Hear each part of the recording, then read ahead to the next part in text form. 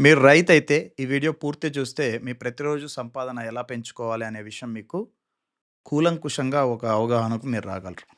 Alright. So, ఈ video మీరు చూడడమే కాదు, మీ తోటి రైతులకి షేర్ చేయండి, లైక్ చేయండి, కామెంట్ చేయండి. ఆల్‌రైట్. సో, సగటున మన భారతదేశ రైతు యొక్క సంపాదన రూ. 10,480. సగటున మన ఆంధ్రప్రదేశ్ రైతుల యొక్క సంపాదన రూ. 10,413.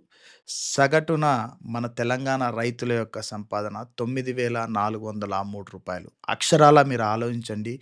ఈ రోజుల్లో ప్రపంచం పరిగెడుతోంది. రూ. 10,000 లోపు సంపాదన నిజంగా రైతుకి తన కుటుంబానికి విద్య, వైద్యం, కుటుంబ పోషణ అనేది ఎంత కష్టతరమైన విషయమో ఒక్కసారి ఆలోచించండి. ప్రపంచం పరిగెడుతోంది. ప్రతి రైతు యొక్క కోరిక తన కుటుంబానికి సగటున సరిపడా తిండి, విద్య, వైద్యం ఇలాంటివి అందించాలనే ముఖ్య ఉద్దేశంతోనే చాలామంది రైతులు ఎదురు చూడడం జరుగుతుంది. అయితే వారు అనుకున్న విధాలుగా ముందుకు వెళ్ళడం జరుగుతుందా? ఖచ్చితంగా అయితే కాదు. ఎందుకు కాలేదుకపోయింది అంటే, మినిస్ట్రీ ఆఫ్ అగ్రికల్చర్ అఫైర్స్ వాళ్ళు రూపొందించిన ఈ స్టాటిస్టిక్స్ ప్రకారం మనకు తెలిసిందేంది అంటే, రైతు సంపాదన రూ. 10,480 మాత్రమే ఆల్ ఓవర్ ఇండియా మనం తీసుకుంటే సగటున సంపాదిస్తుంది. భారతదేశ నలుమూలలా ఉన్న ప్రతి రైతు యొక్క సంపాదన సగటున రూ. 10,480. సో, ఈ రోజున రూ. 10,480తో మీరు, నేను నిజంగా మనుగడ సాధించడం సాధ్యమా? ఒక్కసారి ఆలోచించండి.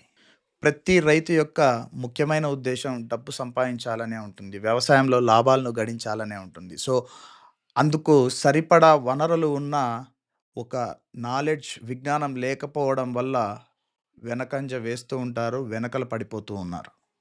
సో, ఈ యొక్క అంతరాన్ని తగ్గించాలి. ప్రతి రైతు సంపాదన అధికం అవ్వాలి అని చెప్పేసి చదువుకున్న రైతుగా నా యొక్క ముఖ్య ఉద్దేశం నా విజ్ఞానాన్ని సాటి రైతులకు ఉపయోగపడాలి అని చెప్పేసి మేము చేసే ఈ ప్రయత్నం.